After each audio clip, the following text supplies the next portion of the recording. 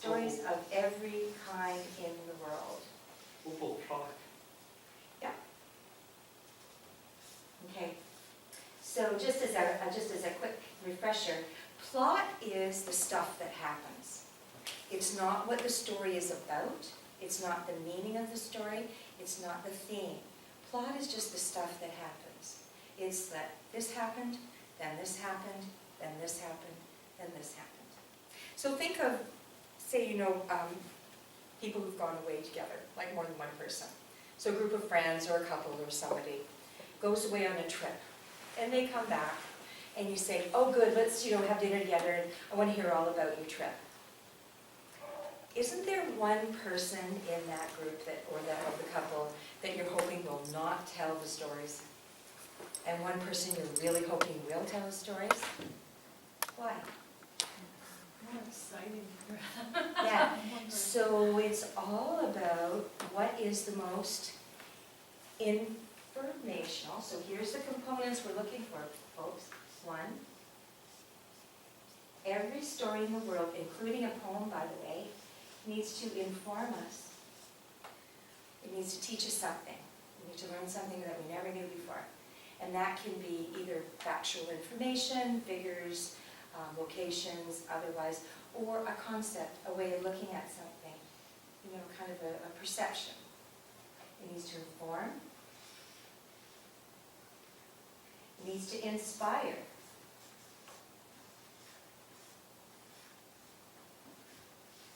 So when I mean inspire, it doesn't necessarily mean that you're going to, sell everything you own in the world and rush off to a third world country and devote your life. If that would happen, excellent, if that's what's right for you. It doesn't need to be something that dramatic. It can inspire you to pursue some other information. Inspire you to say, you know what, I want to check that out. I want to know more about that.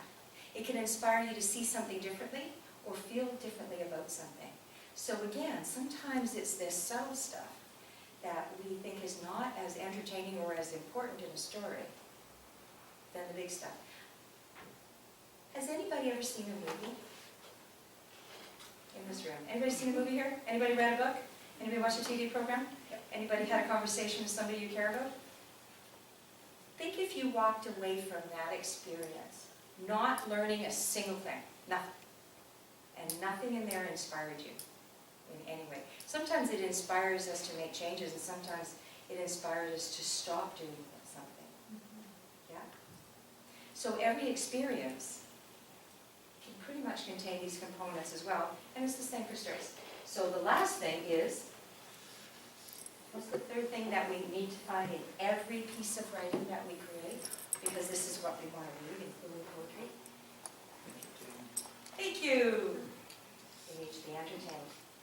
Now, by entertained, I don't mean it's like you're laughing it up and it's slapstick. It could be, but it doesn't necessarily mean that.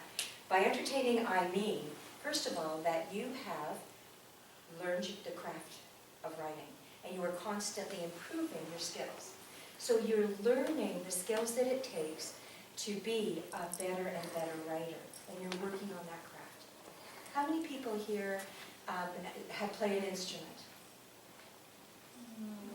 Or have at some point learned how to play an instrument? Yeah. So did one lesson just pretty much do it for you? That was it. Bang, you're done. Yeah, anything in life. So what happens sometimes is that people give writing a bit of short shrift as far as like continuing to commit yourself to improving your skills. Because anybody who's literate writes to express themselves. Is that a fair statement? So because we do it all the time, we often get fooled that just because you write all the time, it means that you can't write better. So it's really important to keep that in mind as far as the entertaining stuff, because your writing can't rely only on the topic or the plot. Your writing needs to rely on your skills that you're continuing to work on. Yep. I think that this has been my experience recently, because I've got a lot on the go right now, but I think the more writing you do, the better writer you become, because everything you read shows you something different. Like, I've only been doing this this for the last 4 years or so, and I have, Mm. wow, the growth that I see within Fantastic. myself is just endless. It's Mhm. boundless. Yeah. I love it. So has anybody heard of the million-word rule? No?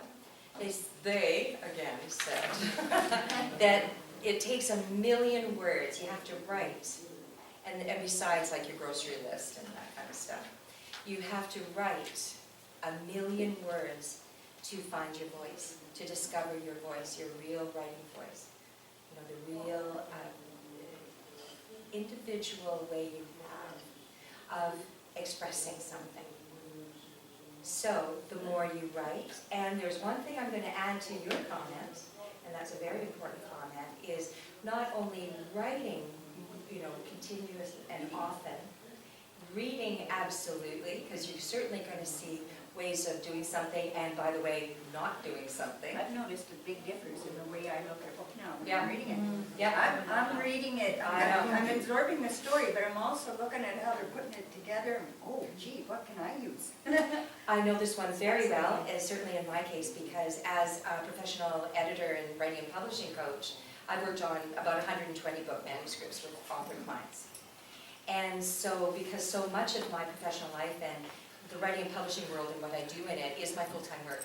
So it is my day job, and my night job, and my weekend job, and my weekday job, and everything. So what happens is, the downside of that is, so as I get to do something that I really, really do love, and I've found the niche that works for me. But the downside of that is, I can't read anything without editing it in my head. I didn't. It's really, so that's kind of what they call the professional hazard, absolutely. And so everybody actually, and maybe unfortunately, should have a little bit of that. You don't necessarily have to go to that extreme. But you should have it where, when there comes a time that you can read something, and you're actually reading as if two people, one was sitting next to you here, and was reading alongside you, and noting things and noticing things. That's a great thing. That's a wonderful companion. That's your companion in your writing journey, for sure. So,